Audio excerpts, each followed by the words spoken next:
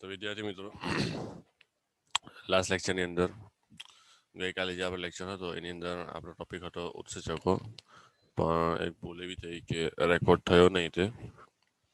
તો આપણે આજે થોડું રિપીટ કરી લઈએ ઉત્સેચકો વિશે. તો ઉત્સેચકો જે છે તેને ઇંગ્લિશમાં એન્ઝાઇમ્સ કહેવામાં આવે છે, અને જેટલા પણ ઉત્સેચકો છે એ બધા પ્રોટીનના બનેલા હોય છે. ઓકે, પરંતુ કેટલાક ન્યુક્લિક એસિડ એવા છે કે જે ઉત્સેચકો તરીકે વર્તે છે, બરાબર. તો તેને શું કહેવામાં આવે? રિબોઝાઇમ્સ કહેવાય. ઓકે, ચલો.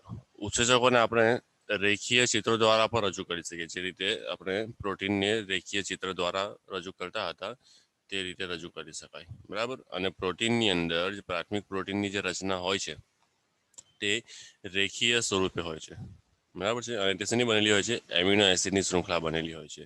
તો પ્રોટીનની જેમ જ ઉત્સેચકની અંદર પણ દ્વિતીયક અને તૃતીયક સંરચના જોવા મળે છે. ઓકે, ચલો. ત્યારબાદ ગઈકાલે મેં એક સ્ટ્રક્ચર ડ્રો કરેલું, એટલે કે તેની રચના ડ્રો કરેલી. તૃતીયક સંરચના ડ્રો કરી હતી ઉત્સેચકની, કે જે વારંવાર પોતાની સાથે જ વીંટળાય છે, બરાબર. તો એની અંદર એક વસ્તુ આવેલી, એક ખાંચ, એક ગુહા હતી, બરાબર, કે જેને સક્રિય સ્થાન તરીકે ઓળખતા હતા. તો એ જે સક્રિય સ્થાન જે છે એ સ્થાન શું હતું? તો એ સ્થાનમાં પ્રક્રિયક આવીને ગોઠવાય છે અને પ્રક્રિયાને ઉત્પ્રેરિત કરે, એટલે કે ઝડપી બનાવે છે, બરાબર. તો આ વિશે આપણે જોયેલું. બીજું કે આ ઉત્પ્રેરક જે છે તે બે પ્રકારના આપણે જોયા હતા. પહેલું હતું અકાર્બનિક ઉત્પ્રેરક, એટલે કેવું કે જે ઊંચા તાપમાન અને ઊંચા દબાણની ઉપર પણ કુશળતાપૂર્વક કામ કરી શકે છે. બીજું હતું ઉત્સેચક ઉત્પ્રેરક, કે જે ઊંચા તાપમાન પર ક્ષતિગ્રસ્ત થઈ જાય, એટલે ઊંચું તાપમાન એટલે 40 ડિગ્રી અથવા તેનાથી વધારે થઈ જાય તો તે નાશ પામે, નિષ્ક્રિય થઈ જાય, બરાબર. પરંતુ ગરમ કુંડ, એટલે ગરમ પાણીના ઝરા અથવા સલ્ફરના ઝરણા જેવા ઊંચા તાપમાનવાળા વસવાટમાં રહેતા સજીવો, બરાબર, આવી જગ્યાએ જે સજીવો રહેતા હોય ગરમ પરિસ્થિતિની અંદર, તો તેમની અંદર જે ઉત્સેચક હશે તે ઉત્સેચકની ઉત્પ્રેરક શક્તિ જે છે તે 80 ડિગ્રીથી 90 ડિગ્રી સુધી પણ તે કાર્ય કરી શકે છે, બરાબર. તો આવા ઉત્સેચક કે જે ઊંચા તાપમાને પણ કાર્ય કરી શકે તેઓને ઉષ્મા સ્થાયી ઉત્સેચકો કહેવામાં આવે. અને એવા સજીવો કે જેઓની અંદર આ વિશિષ્ટતા જોવા મળે તેવા સજીવોને થર્મોફિલિક સજીવો કહેવામાં આવે, અથવા તો ઉષ્માનુરાગી સજીવો કહેવામાં આવે છે, બરાબર. તો આ ઉત્સેચક વિશે આપણે ગઈકાલે આવું ભણેલા હતા, બરાબર. ચાલો. ત્યારબાદ આજનો જે આપણો ટોપિક છે તે છે રાસાયણિક પ્રક્રિયા. એમાં પણ આપણે થોડું ઘણું જોઈ લીધું હતું, એ ફરીથી આપણે રિપીટ કરી લઈએ કે રાસાયણિક પ્રક્રિયા સામાન્ય રીતે જે પ્રક્રિયાઓ થાય છે, બરાબર. તો એ પહેલાં આપણે ઉત્સેચકને સમજી લીધું કે ઉત્સેચક શું છે, બરાબર. તો ઉત્સેચક શું છે? એક પ્રોટીનનું જ બંધારણ, મતલબ એના બંધારણમાં પ્રોટીન રહેલું છે. અને બીજું કે તે કોઈ પણ રાસાયણિક પ્રક્રિયાઓ હોય તે પ્રક્રિયાઓમાં જો ઉત્સેચક વપરાય અથવા ઉત્સેચક ભાગ લે તો એ રાસાયણિક પ્રક્રિયાનો દર વધી જાય છે, બરાબર. અને જો ઉત્સેચકની ગેરહાજરીમાં રાસાયણિક પ્રક્રિયા થતી હોય તો એનો દર ઓછો થઈ જાય છે, ઘટી જાય છે. ઓકે, તો કોઈ પણ રાસાયણિક સંયોજન પર બે પ્રકારની પ્રક્રિયાઓ થાય છે. કોઈ પણ રાસાયણિક સંયોજન પર બે પ્રકારની પ્રક્રિયા હોય છે. આપણે ગઈકાલે જોયું હતું, એક હતું ભૌતિક પ્રક્રિયા અને બીજી હતી રાસાયણિક પ્રક્રિયા, બરાબર. તો ભૌતિક પ્રક્રિયામાં શું થાય? તો બંધ તૂટ્યા વગર અણુઓ વચ્ચે શું હોય? પરમાણુ વચ્ચે બંધ હોય, તો બંધ તૂટ્યા વગર સંયોજનના ફક્ત આકારમાં જ ફેરફાર થાય, તો તેવી પ્રક્રિયાને શું કહેવામાં આવે? ભૌતિક પ્રક્રિયા. ઉદાહરણ લઈએ તો બરફમાંથી પાણી બને અને પાણીમાંથી વરાળ, એટલે કે દ્રવ્યની અવસ્થામાં પરિવર્તન આવે, દ્રવ્યની અવસ્થા બદલાય, ઘન સ્વરૂપમાંથી પ્રવાહી સ્વરૂપમાં ફેરવાય, પ્રવાહીની અંદરથી વાયુ સ્વરૂપમાં ફેરવાય, વાયુ ઠંડુ પડે તો ફરીથી પાણી પ્રવાહીમાં, અને પ્રવાહીને હજુ પણ એકદમ ઠંડુ કરો 0 ડિગ્રી સેલ્સિયસ તો તે બરફની અંદર ફેરવાઈ જાય. એટલે કે દ્રવ્યનું જે અવસ્થા છે, દ્રવ્યની અવસ્થા તેની અંદર પરિવર્તન થાય છે. પરંતુ રાસાયણિક પ્રક્રિયા જે છે તેઓની અંદર બંધ તૂટે છે, બરાબર. પરમાણુ વચ્ચેના બંધ તૂટે છે અને એ બંધ તૂટીને કેટલાક નવા બંધ પણ બને છે, બરાબર. તો બંધ તૂટે અથવા તો બંધ બને તે રાસાયણિક પ્રક્રિયાની અંદર થાય છે. તેમાં પણ બે પ્રકારની પ્રક્રિયા હતી. એક હતી અકાર્બનિક રાસાયણિક પ્રક્રિયા, બરાબર. જો આ તમને જે આપેલું છે BOH2 વાળું, આ અકાર્બનિક રાસાયણિક પ્રક્રિયા છે, બરાબર છે. અને બીજી સ્ટાર્ચના જળ વિભાજનથી ગ્લુકોઝનું નિર્માણ થાય એ કાર્બનિક રાસાયણિક પ્રક્રિયા કહેવામાં આવે છે, બરાબર. ત્યારબાદ ભૌતિક કે રાસાયણિક પ્રક્રિયાનો જે દર હોય છે, બરાબર, તે એકમ સમયમાં બનતી નિપજના આધારે દર્શાવી શકાય છે, બરાબર. આ રીતે જો રાસાયણિક પ્રક્રિયાઓનો દરનો સીધો સંબંધ એકમ સમયમાં બનતી નિપજો સાથે હોય છે. તેને આ પ્રકારે કે પ્રક્રિયાનો દર બરાબર ડેલ્ટા પી છેદમાં ડેલ્ટા ટી. પી પ્રોડક્ટ દર્શાવે છે અને ટી સમય દર્શાવે છે. ઓકે. બીજું આપણે ગઈકાલે એવું જોયું હતું કે પ્રક્રિયાના દળની ઉપર તાપમાનની પણ અસર હોય છે, બરાબર. પ્રક્રિયાનો દર જે હોય છે તેની ઉપર તાપમાન ખૂબ વધુ પ્રમાણમાં અસર કરે છે. એટલે કેવું કે જો 10 ડિગ્રી સેલ્સિયસ તાપમાન વધે કે ઘટે, જો અહીંયા જો 10 ડિગ્રી સેલ્સિયસ તાપમાન વધે કે ઘટે તો તેનાથી પ્રક્રિયાનો દર કાં તો ડબલ થઈ જશે કાં તો અડધો થઈ જશે, બરાબર. ગઈકાલે મેં તમને બતાવ્યું હતું. તો કોઈ પણ ઉત્સેચક દ્વારા, બરાબર, અહીંયા સુધી આપણે કાલે જોયું હતું. હવે આગળનું આપણે જોવાનું છે કે જ્યારે કોઈ ઉત્સેચક દ્વારા થતી ઉત્પ્રેરક પ્રક્રિયાનો દર અનુત્પ્રેરિત પ્રક્રિયા દ્વારા પૂર્ણ થનારી પ્રક્રિયાઓથી ઘણો વધારે હોય છે. એટલે શું કહેવા માંગે છે? તો માની લો કોઈ બે પ્રક્રિયા થાય છે, બરાબર. એક પ્રક્રિયાની અંદર ઉત્સેચક ભાગ લે છે અને બીજી પ્રક્રિયાની અંદર ઉત્સેચક ભાગ લેતો નથી. બંને પ્રક્રિયા સેમ છે, બંનેની અંદર શું છે, બંને પ્રક્રિયાથી કેવા છે, સેમ છે, પરંતુ એકની અંદર ઉત્સેચક આવે છે અને એકની અંદર ઉત્સેચક આવતું નથી. તો જેની અંદર ઉત્સેચકની હાજરી છે, ઉત્સેચક જે પ્રક્રિયામાં ભાગ લે છે તે પ્રક્રિયાનો જે છે તેનો દર ખૂબ જ વધારે હશે. કોના કરતાં? જેમાં ઉત્સેચક ભાગ લેતો નથી. સમજાય છે? એટલે અહીંયા શું કહેવા માંગે છે કે જ્યારે કોઈ ઉત્સેચક દ્વારા થતી ઉત્પ્રેરિત પ્રક્રિયાનો દર અનુત્પ્રેરિત, બરાબર, અનુત્પ્રેરિત એટલે ઉત્પ્રેરિતનો મતલબ શું થશે? અહીંયા ઉત્સેચક દ્વારા ઝડપી બનાવાય છે, બરાબર. તો એ ઝડપી બનાવાયેલી પ્રક્રિયાનો દર અનુત્પ્રેરિત એટલે કે આમાં ઉત્સેચક ભાગ લેતું નથી, આમાં ઉત્સેચક પ્રક્રિયાને ઝડપી બનાવતું નથી. તો આ પ્રક્રિયા દ્વારા પૂર્ણ થનારી પ્રક્રિયાઓથી ઘણો વધારે હોય છે. કોનો? કે જેમાં ઉત્પ્રેરિત પ્રક્રિયા થતી હોય, બરાબર. એટલે ઉત્સેચક જેમાં ભાગ લેતો હોય તે પ્રક્રિયાનો દર વધુ હોય છે. કોનાથી? જેમાં ભાગ લેતું નથી એનાથી. ચાલો આગળ જઈએ. ઉદાહરણ છે કે કાર્બન ડાયોક્સાઇડ જે છે તેનું પાણી સાથે જ્યારે પ્રક્રિયા કરવામાં આવે, બરાબર, તો કાર્બનિક એસિડ બને છે, H2CO3 બને છે, બરાબર. પરંતુ અહીંયા જે ઉત્સેચક જે છે તે શું છે? કાર્બનિક એનહાઇડ્રેઝ છે, બરાબર. આ પ્રક્રિયા ઉત્સેચકની ગેરહાજરીમાં ખૂબ જ મંદ ગતિથી થાય છે, બરાબર. જેમાં 1 કલાકમાં કાર્બનિક એસિડના 200 અણુનું નિર્માણ થાય છે. પરંતુ ઉપરની પ્રક્રિયા કોષ રસમાં હાજર ઉત્સેચક કાર્બનિક એનહાઇડ્રેઝની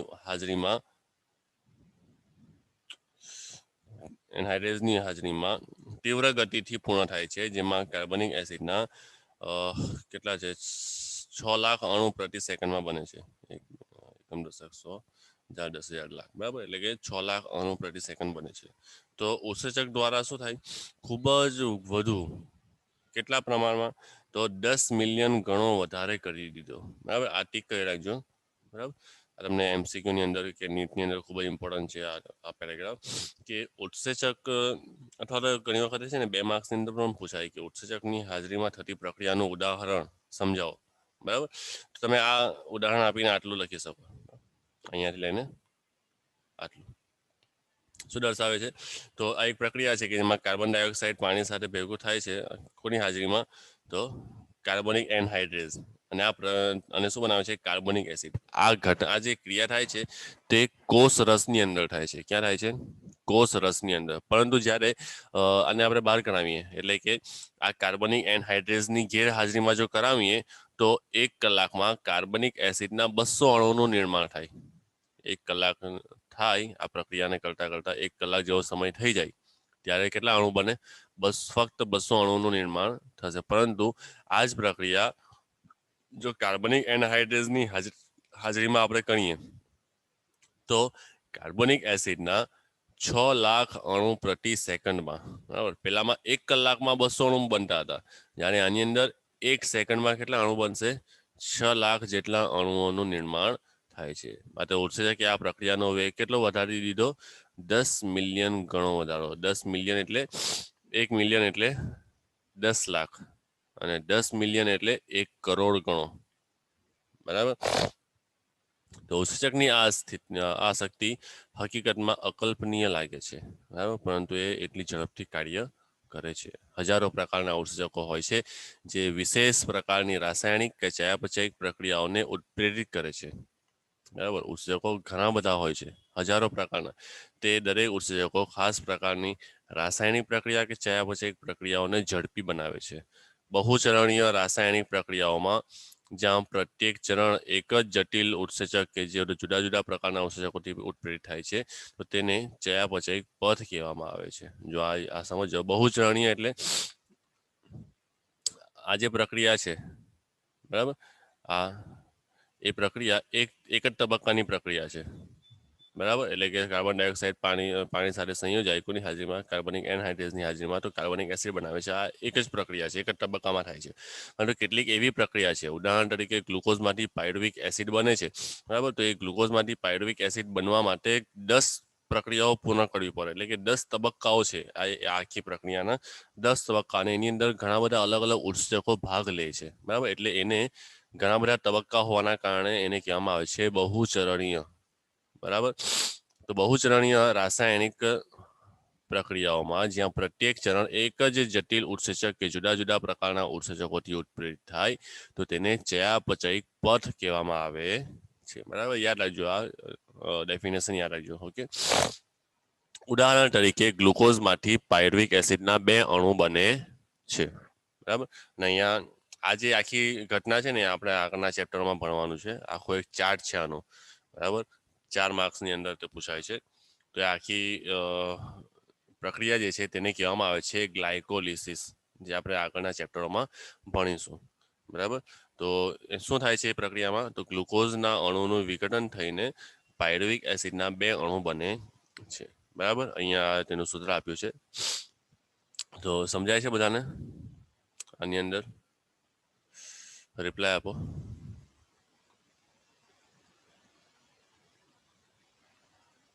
રિપ્લાય આપો, કોણ કોણ હાજર છે? ઓકે. પછી બીજું કોણ છે?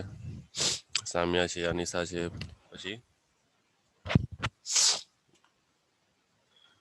જાહેરા છે,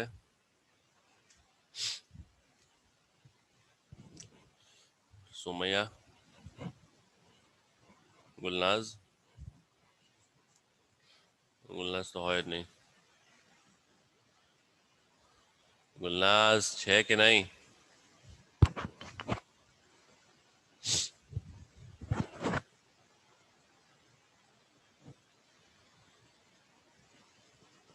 ચાલો, કઈ નહીં, નથી. તો આગળ જઈએ. તો ઉત્સેચકની ખાસિયત શું છે કે તે કોઈ પણ પ્રક્રિયામાં જેમાં પણ ભાગ લેશે તે પ્રક્રિયાનો વેગ અથવા પ્રક્રિયાનો દર કેવો થઈ જશે? ખૂબ જ ઘણો, એટલે લાખો ગણો વધારે થઈ જશે, બરાબર. એને એક ઉદાહરણ આપણે અહીંયા આ જોઈ લીધું. ચાલો, યાદ રાખજો, આ ઉદાહરણ પણ યાદ રાખજો અને કેટલા ગણું થાય છે તે પણ યાદ રાખજો, બરાબર. અને બહુચરણીય તબક્કાઓની અંદર આ જે છે એક જ તબક્કામાં થતી પ્રક્રિયા છે, એટલે આમાં એક જ ઉત્સેચક આવે છે, બરાબર. પરંતુ આ ગ્લુકોઝમાંથી પાયરુવિક એસિડ જે છે તે 10 તબક્કાની અંદર થાય છે. તો આની અંદર દરેક તબક્કામાં અલગ અલગ ઉત્સેચક, એટલે કે પ્રત્યેક ચરણમાં એક જટિલ ઉત્સેચક વપરાય છે, બરાબર. ચાલો, તો ગ્લુકોઝમાંથી પાયરુવિક એસિડનું નિર્માણ થવું એક રાસાયણિક પથ દ્વારા થાય છે. તેમાં 10 જુદા જુદા પ્રકારના ઉત્સેચક ચયાપચયિક પ્રક્રિયાઓને ઉત્પ્રેરે છે. જ્યારે તમે પ્રકરણ 14માં શ્વસનનો અભ્યાસ કરશો ત્યારે ઉપરની પ્રક્રિયા વિશે જાણવા મળશે, બરાબર. એટલે કે ગ્લુકોઝમાંથી પાયરુવિક એસિડ બને તેની અંદર 10 તબક્કાઓ હોય છે, અને 10 તબક્કાની અંદર જુદા જુદા પ્રકારના ઉત્સેચકો વપરાય છે. આપણે 14મા ચેપ્ટરની અંદર ભણીશું. ચાલો, એક જ ચયાપચયિક પથ એક કે બે કે તેથી વધુ પ્રક્રિયાઓ દ્વારા જુદા પ્રકારના ચયાપચયિક અંત્ય ઉત્પાદનો બનાવે છે, બરાબર, એટલે કે એક જ ચયાપચય પથ હોય એટલે એક જ પ્રક્રિયા હોય, પરંતુ એમાંથી એક કે બે કે તેથી વધુ પ્રક્રિયાઓ દ્વારા જુદા પ્રકારના ચયાપચય અંત્ય ઉત્પાદન એટલે કે નિપજો બને છે. આપણા સ્નાયુમાં એટલે કે કંકાલ સ્નાયુઓ હોય, બરાબર, તો તેની અંદર અજારક સ્થિતિમાં લેક્ટિક એસિડનું નિર્માણ થાય છે, જ્યારે સામાન્ય જારક સ્થિતિમાં પાયરુવિક એસિડનું નિર્માણ થાય છે. બરાબર, જારક અને અજારક નામ સાંભળ્યું છે આગળ? જવાબ આપો. જારક અજારક નામ આવેલું? કદાચ 10માં તમને આવ્યું હતું, કદાચ જારક શ્વસન અજારક શ્વસન આવેલું કે નહીં?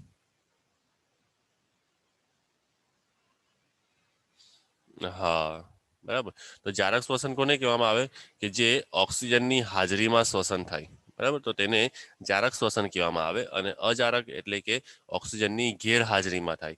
તો આપણા જે કંકાલના સ્નાયુઓ હોય, બરાબર, બોન મસલ્સ જેને કહેવામાં આવે છે, તો તે મસલ્સની અંદર બે પ્રકારની પ્રક્રિયાઓ થાય. એક થાય છે ઓક્સિજનની હાજરીમાં અને બીજી થાય છે ઓક્સિજનની ગેરહાજરીમાં. તો જ્યારે ઓક્સિજનની ગેરહાજરીમાં થશે એટલે કે અજારક સ્થિતિમાં થશે તો તેની અંદર શું બનશે?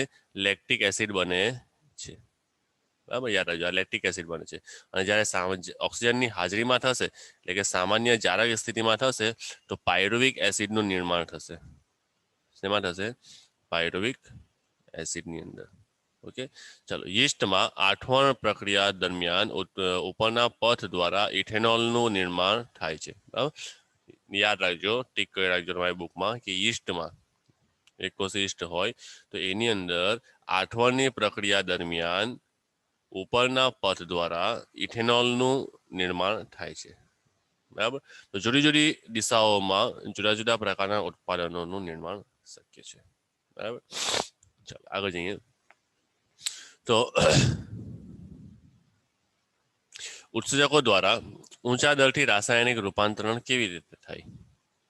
બરાબર, માઉસ ચાલતું નથી બરાબર.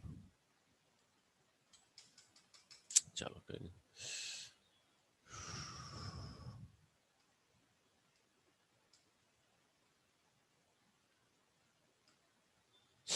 તો ઉત્સેચક દ્વારા ઊંચા દરથી રાસાયણિક રૂપાંતરણ કેવી રીતે થાય? તો આને સમજવા માટે ઉત્સેચક વિશે વિસ્તૃત અભ્યાસ કરવો પડશે. તો આપણે ફરીથી ઉત્સેચક વિશે ભણીએ થોડુંક, કે સક્રિય સ્થાનના વિશે આપણે પેલા અભ્યાસ કરી ચૂક્યા. એટલે કે ઉત્સેચકનું જે સ્ટ્રક્ચર હતું, બરાબર, એટલે કેવું હતું કે જે ગોળ ગોળ ફરતું હતું.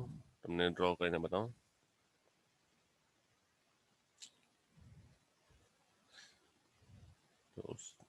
ડ્રો પણ નથી થતું, ચાલુ જાવ તો કઈ નહીં. તો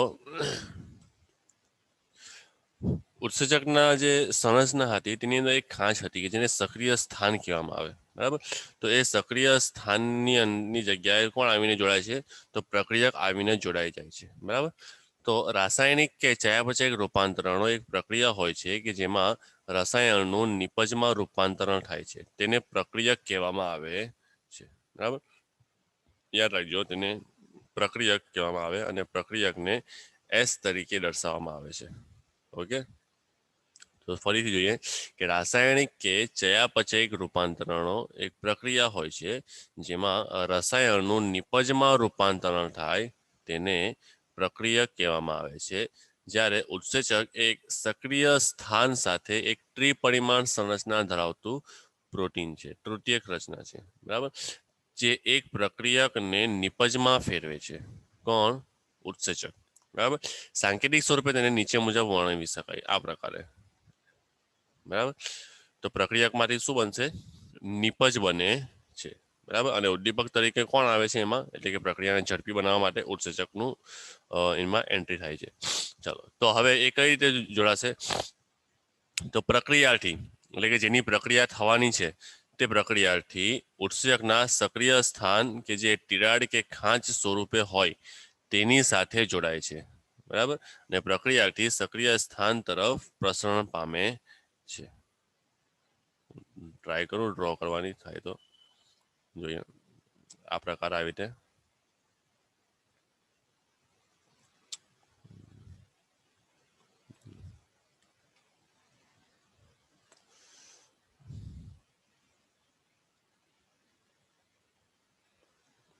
નથી થતું, જવા દો. તો આવી રીતે છે ને, આ જગ્યાએ એક ખાંચ હોય અહીંયા, આ જે ખાંચ હોય છે બરાબર, આખું ગોળ ગોળ અહીંયા હોય અને વચ્ચેના ભાગમાં ખાંચ હોય તો એ ખાંચને સક્રિય સ્થાન કહેવામાં આવે અને પ્રક્રિયાથી જે હોય તે અહીંયા આવીને ગોઠવાઈ જાય અને એના દ્વારા શું થશે તો રાસાયણિક પ્રક્રિયા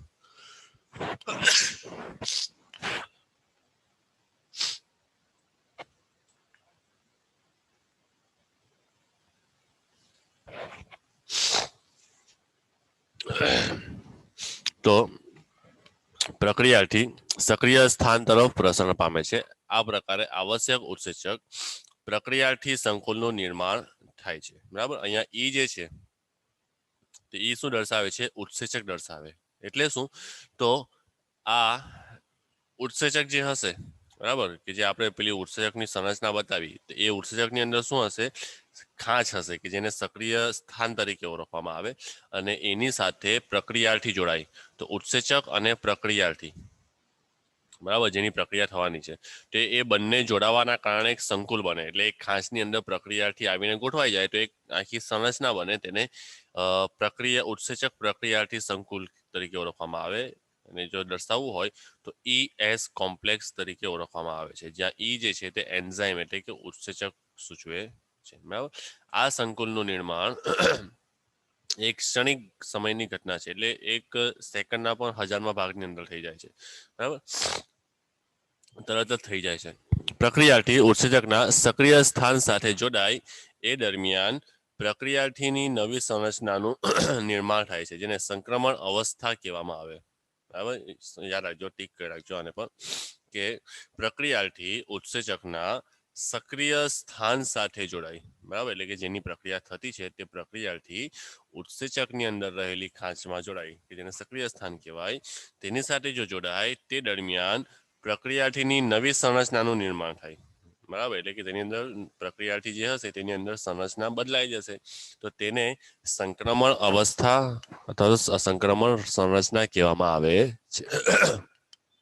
તેના પછી તરત જ સ્વીકૃત બંધનું તૂટવું કે નિર્માણ પૂર્ણ થાય છે. બરાબર, તો જેવું ત્યાં જોડાય ત્યાર પછી બંધના તૂટવાની કે નિર્માણ થવાની પ્રક્રિયા થાય છે. બરાબર, પછી સક્રિય સ્થાન પરથી નિપજ જે છે તે મુક્ત થાય છે. બરાબર, તો એ જે ઉત્સેચક તેની સાથે જોડાઈ ગયું, બરાબર, જોડાયા બાદ બંધ નવા બન્યા અથવા તૂટ્યા ત્યાર પછી તેની અંદરથી શું થાય છે? નિપજ મુક્ત થાય છે. બરાબર, બીજા શબ્દોમાં પ્રક્રિયાથીની સંરચના નિપજની સંરચનામાં ફેરવાઈ જાય છે. બરાબર, એટલે પ્રક્રિયાથી બે જોડાય અને તેની સાથે ઉત્સેચક જોડાય તો શું થશે? નિપજની અંદર પરિવર્તન આવશે. એટલે થશે શું કે પ્રક્રિયાથીની જે સંરચના હશે તેની સંરચના નિપજની સંરચનામાં ફેરવાઈ જાય છે. બરાબર, ચાલો ત્યારબાદ જો અહીંયા તમને આકૃતિમાં બતાવેલું છે કે સક્રિય શક્તિની સંકલ્પના, આપણે એને પછી જોઈએ, પહેલા અહીંયા થિયરી જોઈ લઈએ. રૂપાંતરણનો આ પદ કથિત સંક્રમણ અવસ્થા દ્વારા થાય છે. બરાબર, સ્થાયી પ્રક્રિયક અને નિપજની વચ્ચે ઘણી બધી રૂપાંતરિત સંરચનાત્મક અવસ્થાઓ થઈ શકે. આ વાક્યનો અર્થ આપણે સમજી લઈએ તો એ વાક્યનો અર્થ એ છે કે બનતી બધી જ મધ્યવર્તી સંરચનાત્મક અવસ્થા અસ્થાયી હોય છે. બરાબર, સ્થાયીત્વનો સંબંધ અણુની ઉર્જા શક્તિ અવસ્થા કે સંરચના સાથે જોડાયેલો હોય છે. જો આને ચિત્રાત્મક આલેખ દ્વારા પ્રદર્શિત કરીએ તો આકૃતિ પ્રમાણે હોય છે. એટલે તમે આ જો સમજવું હોય બરાબર તો આ આપણે આને ચાર્ટને સમજવું પડે, ગ્રાફને. એ શું દર્શાવે? તો આ તરફ જો સ્થાયી શક્તિ બરાબર અને આ તરફ પ્રક્રિયાની પ્રગતિ, બરાબર, એટલે કે સક્રિય શક્તિની સંકલ્પના. એટલે શું દર્શાવે છે કે તેની અંદર રહેલી સ્થાયી શક્તિ કેટલી છે પ્રક્રિયાની અંદર. બરાબર, અને તે પ્રક્રિયાની પ્રગતિ કેટલી થઈ. બરાબર, એટલે કે નિપજ ક્યારે મળે છે, કેટલા સમયમાં મળે છે. બરાબર, તો અહીંથી આ જે દર્શાવે છે ત્યાંથી પ્રક્રિયા થવાની શરૂઆત થશે. શું થશે? પ્રક્રિયાથી અહીંયા આવે છે. બરાબર, અને ઉત્સેચક જોડાય છે. જો આ જે રચના બતાવે છે આ ઉત્સેચક સાથે સક્રિય શક્તિ. બરાબર, તો જ્યારે ઉત્સેચક જોડાશે ત્યારે તેઓની અંદર જે સક્રિય શક્તિ રહેલી છે એટલે કે આ પ્રક્રિયાની અંદર સમય ઓછો લાગશે. શેમાં? જ્યારે ઉત્સેચક જોડાશે ત્યારે. પરંતુ ઉત્સેચક વગર સક્રિય ઉત્તેજન શક્તિ એટલે શક્તિનો વધુ વપરાશ થશે. કેમ? કારણ કે તેને નિપજમાં ફેરવવા માટે વધુ સમયની જરૂર પડશે અને જેટલું સમય વધારે લાગશે એટલી ઉર્જા પણ કેવી થશે? વધારે લાગશે. બરાબર, જેટલું સમય ઓછો લાગશે બરાબર એટલી શક્તિ પણ કેવી વપરાશે? ઓછી વપરાશે. તો તમે અહીંયા જોઈ શકો કે ઉત્સેચક જ્યારે આ પ્રક્રિયાની અંદર ભાગ લે તો તેનો આ ગ્રાફ જે છે, આ કર્વ જે છે બરાબર, તે ઊંચો જતો નથી, તે નીચે જ હોય છે. બરાબર છે. અને નીચે શું બતાવે છે કે આ નિપજ બનતી બતાવે છે. બરાબર, જ્યારે ઉત્સેચક વગર આ સંક્રમણ અવસ્થા બરાબર એટલે પ્રક્રિયાથી અને ઉત્સેચક જોડાય છે તે સંક્રમણ અવસ્થા કેવી છે થાય છે? તેમાં સમય વધુ લે છે અને શક્તિ પણ સ્થાયી શક્તિ પણ કેવી છે? વધારે વપરાય છે. બરાબર, સમજ પડે છે?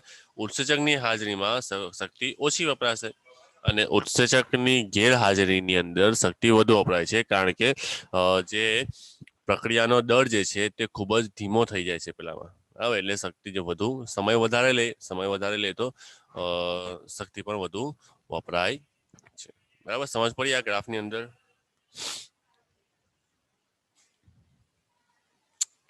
રિપ્લાય આપો જલ્દી.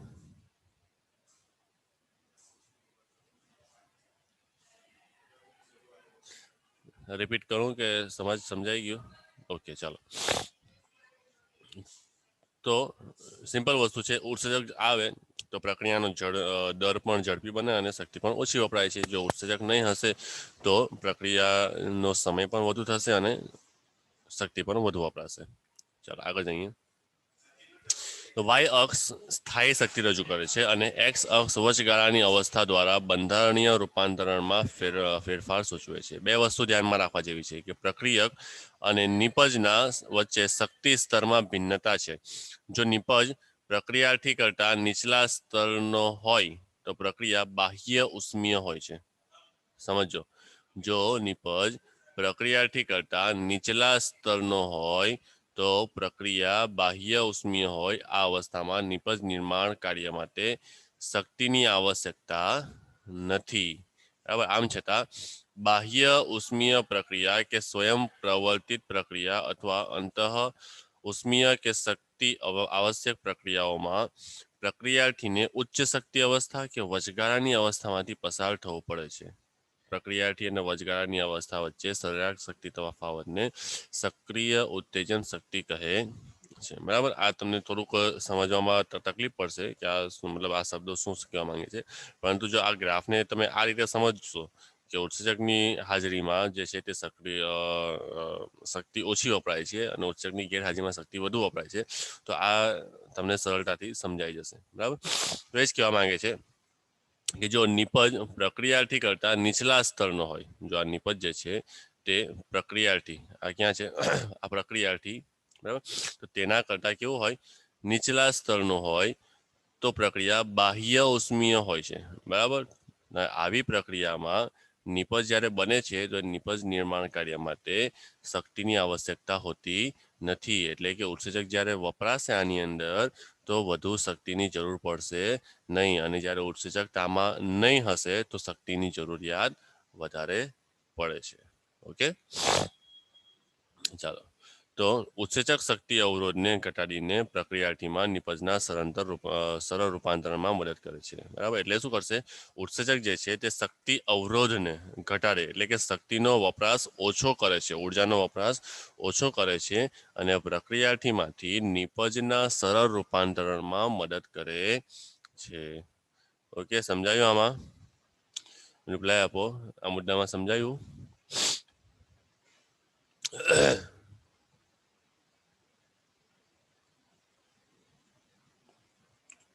ઓકે, ચાલો ત્યારબાદ નેક્સ્ટ મુદ્દો આપણે લઈએ. ઉત્સેચકની કાર્ય પદ્ધતિ. જો આ જે ઉત્સેચકની કાર્ય પદ્ધતિ છે ને એ ખૂબ જ ઇમ્પોર્ટન્ટ છે અને ઘણી વખત એક્ઝામમાં 2 માર્ક્સ કે 3 માર્ક્સની અંદર પૂછાય છે. બરાબર, તો ખૂબ જ ઇઝી છે.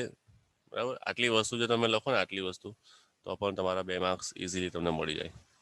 બરાબર, બીજો એક સવાલ, આ સવાલ કઈ રીતે પૂછાય? આ મુદ્દાને લઈને પૂછાય કે ઉત્સેચકની કાર્ય પદ્ધતિ સમજાવો અથવા તો ES સંકુલ સમજાવો.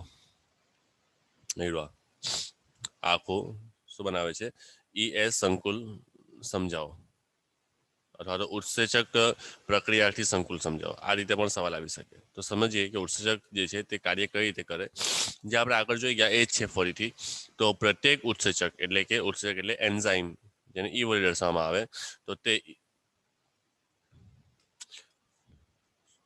શું છે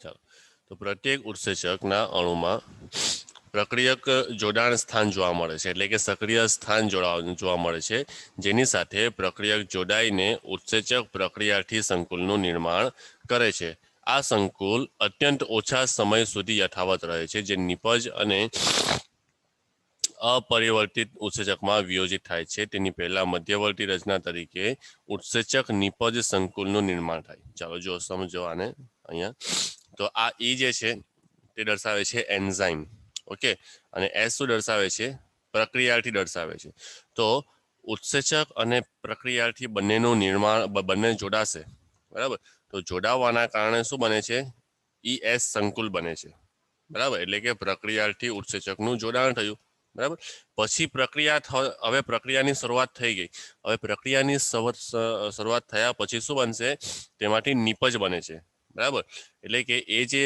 આ પ્રક્રિયાથી હતા તેની સંરચનામાં ફેરફાર થઈ જાય બરાબર હવે સંરચનામાં ફેરફાર થવાના કારણે આ પ્રક્રિયાથી શું બની જશે નિપજ બની જશે એટલે એમાંથી પછી શું થશે EP સંકુલનું નિર્માણ થશે બરાબર એટલે કે એન્ઝાઇમ અને નિપજ પ્રોડક્ટ તે સંકુલનું નિર્માણ થશે પછી એની અંદરથી બીજું શું થશે હજુ પ્રક્રિયા થશે તો એ બંને અલગ અલગ થઈ જશે છૂટા પડી જાય છે બરાબર એટલે કે ઉત્સેચક છૂટું પડે અને આપણી નિપજ છૂટી પડે છે બરાબર જો અહીંયા આજે ઉપરના આજે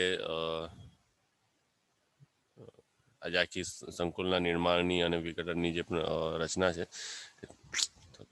અહીંયા આપણે જોઈ લઈએ સૌપ્રથમ શું થશે તો પ્રક્રિયક ઉત્સેચકના સક્રિય સ્થાને જોડાય છે ઓકે જે અહીંયા તમને બતાવ્યું ES સંકુલમાં થોડાને ઝૂમ આઉટ કરીએ બરાબર એટલે કે ES એટલે એન્ઝાઇમ અને S એટલે પ્રક્રિયક બંને એકબીજા સાથે શું થશે સક્રિય સ્થાને જોડાય છે ચાલો ત્યારબાદ બીજા નંબર પર શું થશે ઉત્સેચક સાથે જોડાયેલ પ્રક્રિયક ઉત્સેચકના આકારમાં બદલાવ લાવે છે બરાબર એટલે કે ઉત્સેચક પહેલા કેવું ખાંચ વાળું હતું તેની એક ખાંચની અંદર પ્રક્રિયક આવીને જોડાઈ ગયું તો હવે આખી એક સંરચના બદલાઈ ગઈ બરાબર તો એ સંરચના બદલાવાના કારણે જે પ્રક્રિયાથી હતું તેની પણ સંરચના બદલાઈ ગઈ અને ઉત્સેચકની સંરચના પણ બંને બદલાઈ ગઈ બરાબર બંને ભેગા થઈ ગયા જેથી પ્રક્રિયક ઉત્સેચક સાથે મજબૂતીથી શું થઈ જાય છે જોડાઈ જાય છે પછી ત્રીજા નંબર પર શું થશે અને આ જે જોડાણ થાય છે ને આજે સ્વરૂપમાં બદલાવ થાય છે અને મજબૂતીથી જોડાઈ જાય છે તેને જ કહેવામાં આવે છે ES સંકુલ ઓકે ત્યારબાદ ત્રીજા નંબર પર જે છે તે ઉત્સેચકનું સક્રિય સ્થાન હવે પ્રક્રિયકના ગાઢ સંપર્કમાં હોય છે જેના પરિણામ સ્વરૂપે પ્રક્રિયકના રાસાયણિક બંધ તૂટે છે અને નવા ઉત્સેચક નિપજ સંકુલનું નિર્માણ થાય છે બરાબર જો સમજો ઉત્સેચકનું સક્રિય સ્થાન પ્રક્રિયકના ગાઢ સંપર્કમાં આવે છે બરાબર સંપર્કમાં આવ્યા પછી રાસાયણિક પ્રક્રિયા થાય છે બરાબર એ પ્રક્રિયા થવાના કારણે કેટલાક બંધ તૂટે છે અને કેટલાક બંધ નવા બને છે બરાબર તો એને હવે શું બનશે એટલે કે પ્રક્રિયાર્થીની અંદરથી નિપજનું નિર્માણ થશે ઉત્સેચક તો ત્યાં પોતાની જગ્યાએ જ્યાં છે ત્યાં જ રહેશે ફેરફાર શેમાં થશે પ્રક્રિયાર્થીના સંરચનાની અંદર થશે એટલે કે તેના અણુઓ તૂટે અને નવા અણુઓ વચ્ચે નવો બંધ બને છે બરાબર તો એને કહેવામાં આવે ઉત્સેચક નિપજ સંકુલ કે જેને અહીંયા EP વડે દર્શાવવામાં આવેલું છે બરાબર ચાલો ત્યારબાદ છેલ્લે શું થશે ઉત્સેચક નવનિર્મિત નિપજને મુક્ત કરે છે બરાબર એટલે કે નિપજ તેમાંથી મુક્ત થઈ જાય છે અને આ મુક્ત થયેલ ઉત્સેચક અન્ય પ્રક્રિયક સાથે જોડાવા માટે તૈયાર થઈ જાય છે આ પ્રકારે પુનઃ ઉત્સેચક ચક્રની શરૂઆત થાય છે એટલે એક ઉત્સેચક વારંવાર ઘણી બધી પ્રક્રિયાઓમાં ભાગ લે છે ઉત્સેચક નાશ પામતું નથી કે ઉત્સેચક વપરાઈ જતું નથી તે બીજી પ્રક્રિયાની અંદર બીજા કોઈ પ્રક્રિયાથી સાથે જોડાઈને એ પ્રક્રિયા કરે છે બરાબર પરંતુ થાય શું છે અહીંયા એક પ્રક્રિયાર્થીનો નિપજની અંદર તે રૂપાંતરણ ઝડપથી કરી આપે છે સમજાય છે? બરાબર. એટલે જો તમને આટલી વસ્તુમાં જો આમાં જ સમજ પડી ગઈ હશે ને, આ ES ની અંદરથી ES સંકુલ બને, પછી એમાંથી EP સંકુલ બને, અને પછી એન્ઝાઇમ ને નિપજ મુક્ત થાય છે. આટલું સમજાય જાય તો તમે એની ઉપરથી આ 4 મુદ્દા સરળતાથી લખી શકો છો. બરાબર. સમજ પડે છે? આ છે ઉત્સેચકની કાર્ય પદ્ધતિ. 3 માર્ક્સની અંદર કે 2 માર્ક્સની અંદર પૂછાય છે. રિપ્લાય આપો. સમજાય છે?